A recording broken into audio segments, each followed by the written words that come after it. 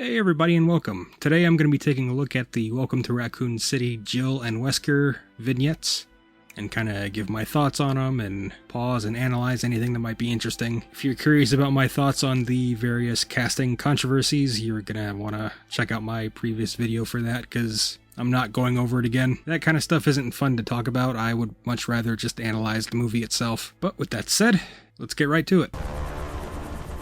Albert Wesker is known in the games to be one of the key villains of the story. We didn't want him to be a stereotypical villain. We wanted him to be likable. Okay. I'm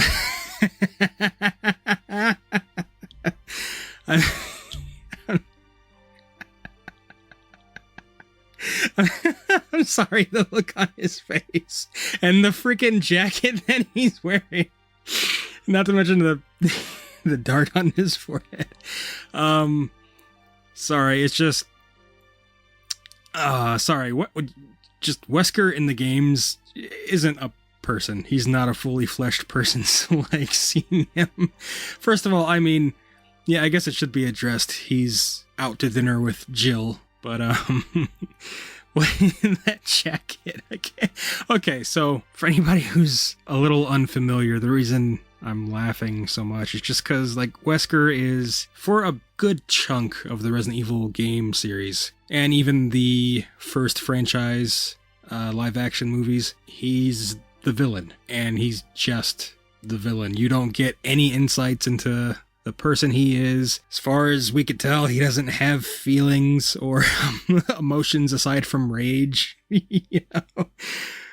And no desires outside of revenge and what was it? Complete global saturation. I'm sorry, it's just like we've seen him one way for what, 20-something years at this point, and his fashion sense has always remained consistent where he just wears black. Everything he wears, he just wears black. Even when we see him in a white lab coat, he's wearing black underneath. And I just never envisioned him as a flannel guy. I'm getting so much I'm getting like a weird joy out of seeing him in flannel. I did not think that that was his style at all. And this does remind me, I have some leaked concept art for how Wesker is going to look in the sequel to Welcome to Raccoon City, the as of yet untitled sequel to Welcome to Raccoon City. I'm glad to reveal it exclusively here, but we're going to get to see the next evolution of Wesker right here, right now. And here you go, folks. I'm sorry, obviously I'm kidding. It's bizarre. And I'm not saying this as a negative, it's just like I said, Wesker is the one-dimensional villain. I love him. I love Wesker. I don't know about his aspirations at the end of his storyline in the games, but aside from that, I love Wesker. I just never thought I would see him being a person of any kind. Sorry, let's continue. The faster we find him, the faster we can get out of here. We're seeing who he really is underneath the sunglasses. I mean, so far we're not seeing the sunglasses. And that's another thing, since the actor actually mentioned the sunglasses. Obviously, we're not going to see Wesker wearing them in this movie, or at least, you know, if he does at any point in the movie, it's probably going to be as like a little Easter egg kind of a thing for like just a split second, or maybe at the very end, I don't know. Assuming he does survive this movie. To me personally, when you go back and you watch the cutscenes for, in this case I'm going to refer to the cutscenes from Resident Evil Remake. When you watch the cutscenes, it does look goofy to a degree that Wesker is walking through a forest at night wearing sunglasses. You know, it just screams villain, which again, that's what Wesker was in the games. He was just the villain. You know, he had a pretty cool backstory, especially what we find out about him in Resident Evil 0 and his relationship with Birkin and all that. But like, there was no real subtlety to Wesker, so yeah, he starts out just, he's the dickhead in the sunglasses, you know, and his eventual betrayal is not a surprise. You know, it's like, oh, the Val Kilmer looking guy with the sunglasses is a bad guy. Who would have thunk it, you know? There are established ways to make the sunglasses make sense to where he could have worn them in this movie if they were to have wanted to go that route. The S.T. Perry novels for example. These were non-canon adaptations of the first few Resident Evil video games. And in S.T. Perry's novels, if I remember right, because I only read each one once when I was a kid, but if I remember right, the explanation given for the sunglasses was that, he was basically like Vin Diesel's Riddick character. He had natural night vision. He was basically born with human night vision. Light really hurt his eyes, so he walked around wearing sunglasses. Now, it still doesn't necessarily make sense why he was walking around in the forest wearing sunglasses, even in that case, but once he gets in the mansion and there's, light sources around him, that's when it starts to make sense again. So, they could have gone that route. Assuming I am remembering correctly, I could be way off base. Feel free to let me know in the comments. I'm always fully ready to admit when I'm wrong. I don't give a crap. It's not that important to me, All I'm saying is, there are people who only want to see Wesker with the sunglasses, and I understand that.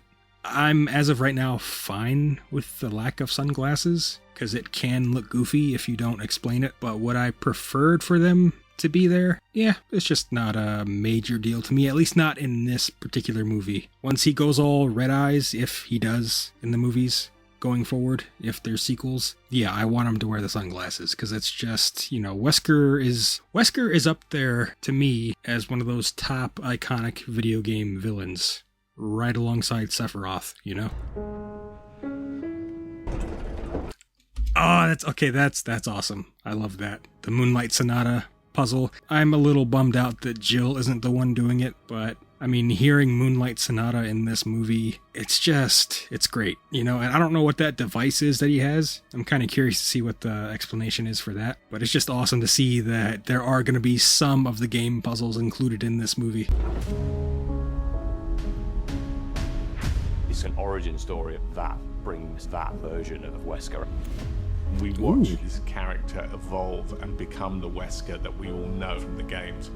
Okay, so this is another one of those things I addressed in the Leon Birkin video I did previously. The idea of seeing these characters become the characters we know from the games. In the case of Leon, my stance was, why do we need to wait for him to be Leon? In the case of Wesker, I'm more open to it, but only if it's executed properly. Like the whole giving him a human side, I don't necessarily need that from Wesker. I really just need to know that he's a screwed up, selfish human being who doesn't have value for human life. That's really all I need to know about Wesker, but I am open to the idea of him having a human side if it's done well and if it's not overdone, if you know what I mean. Like, don't have him cry at any point in this movie. Don't have him be too attached to Jill or anybody else in this movie. He's got to have that dark side. He's got to have that detachment from humanity and mankind in general. By this point in Wesker's life, if we're going by the game timeline, he's already working for Umbrella. He's already gone through the Umbrella training facility with Birkin. He's already assassinated Marcus. This is a character who has already done really dark things, not to mention what video game Wesker had plans for at this point during the original Resident Evil game. Not to mention the fact in Resident Evil 5, we find out he was part of a program called the Wesker Children, which was part of like an experiment on children to like bring up the smartest, strongest specimens to work with Umbrella, so even though that was retroactively tacked on to video game Wesker's story, it is something that we know he went through, so it's something that this Wesker has potentially gone through. I don't know. I'll be very curious to see how much of game Wesker's storyline and backstory is going to make it into this movie. I'm very interested because Wesker is an integral character. Like I said, I love him as a villain, so I really need them to execute this properly. Now, Tom Hopper, the actor playing Wesker, was actually my top pick for Chris Redfield back before, any casting was announced. Just when they announced, oh, we're going to do a Resident Evil reboot, I was like, okay, get Tom Hopper to play Chris Redfield. The fact that he was hired as Wesker, I'm like, okay, I can see that work, because I only really know Tom Hopper from Umbrella Academy, where he plays, like a big Boy Scout character who's also really goofy, but I can still see him as Wesker. I think he's got the look. Hopefully he's got the range. Usually actors who play comedic parts have way more range than people give them credit for. Because honestly, comedy and tragedy are not that far apart. They're not as far apart as people think. If you're really good at comedy, you can also be really good at tragedy. Like, just take a look at any time Adam Sandler goes and does a really dark movie. It really does feel like we're making the movie version of the game. I'm not really offering you a choice. Okay, I'm very curious about the editing here, because the whole pointing a gun off screen and saying I'm not giving you a choice. I'm wondering if, because he just shot a zombie, and I doubt he's going to be having any kind of a discussion with a zombie, you know? So I'm thinking Jill probably finds out there's something shady about Wesker, and he gives her the whole, you know, ultimatum, join me and together we will rule the galaxy kind of thing. And a zombie just kind of happens in and interrupts them for a second. Maybe Jill uses it as a distraction to escape. But like, their positions here in this next frame after the zombie is shot, I can't tell if Wesker like had her by the throat and momentarily let go to shoot the zombie, or if he's actually shielding her. I'm just curious about, because trailers will be edited together to make things look one way when in the final movie it's actually completely different.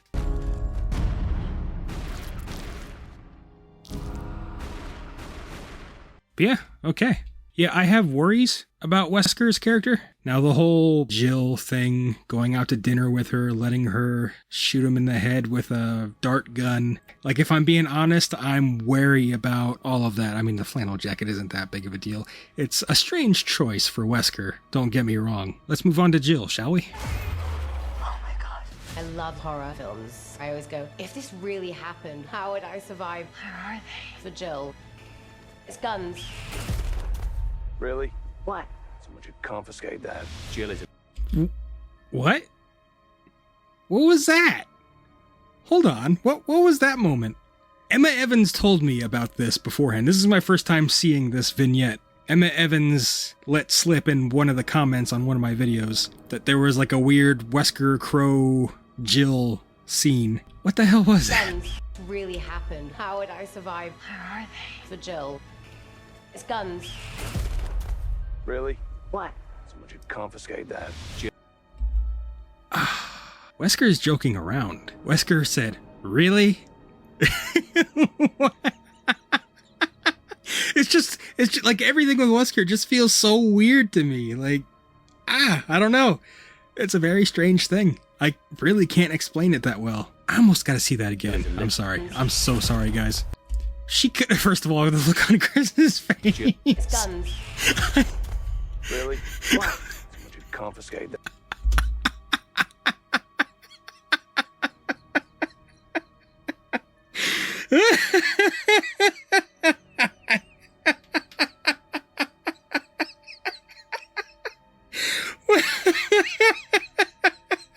What is this? What?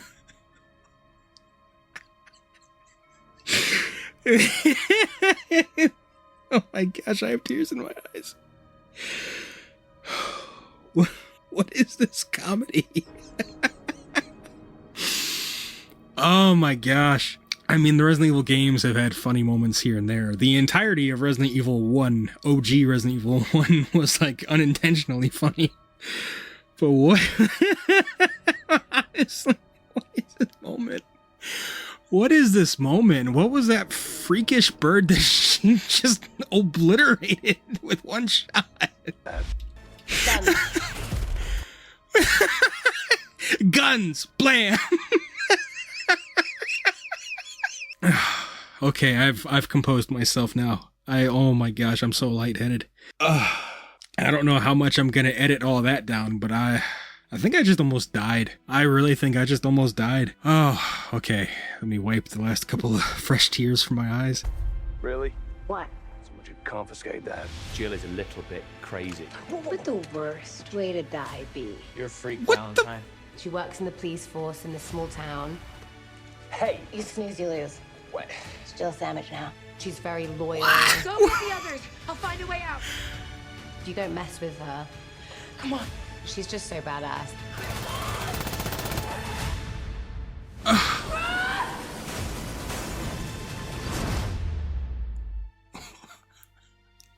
Hang on. I'm like legitimately speechless. That's a lot to process for Jill. Let's see. that. Jill is a little bit crazy. But the worst. What the hell, Jill? What is this character? Waited. Someone should confiscate that. Jill is a little bit crazy. But the worst way to die be. You're a freak, Valentine. She works in the police force in this small town. Holy crap. I wish I had watched this when it first came out, because I'm legitimately having trouble processing what I'm seeing and figuring out what I feel about it. I mean, my gut impression, my first impression, is that this doesn't feel like Jill at all. It has nothing to do with the casting. I think she is a really good actress, but I'm more like and first of all, I just looked up at my screen and saw Wesker's face.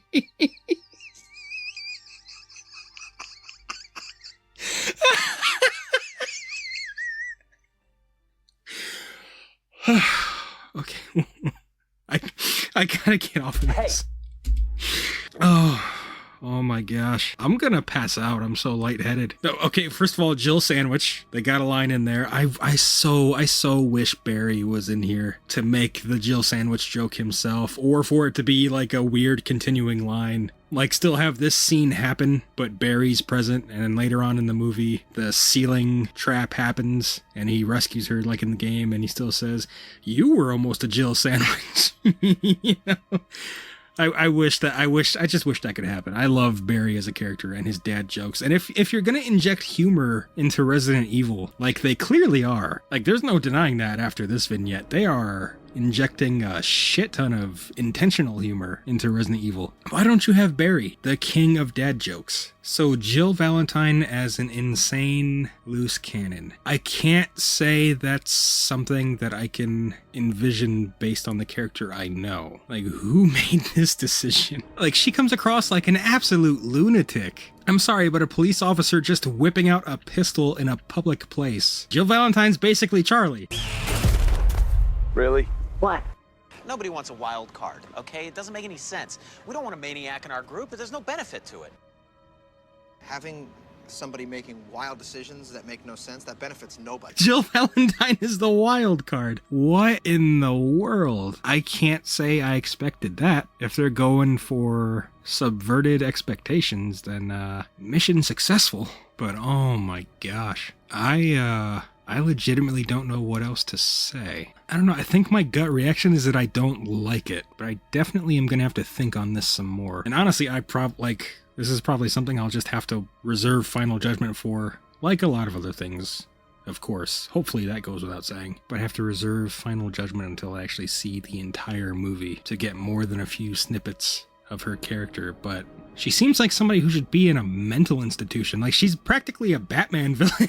Oh man, somebody admit her into Arkham Asylum. Stat. I don't know. You guys tell me what you think about this. I was entirely caught off guard by this. Emma Evans, you did not prepare me for this. But yeah, please comment below. And while you're at it, maybe like and subscribe.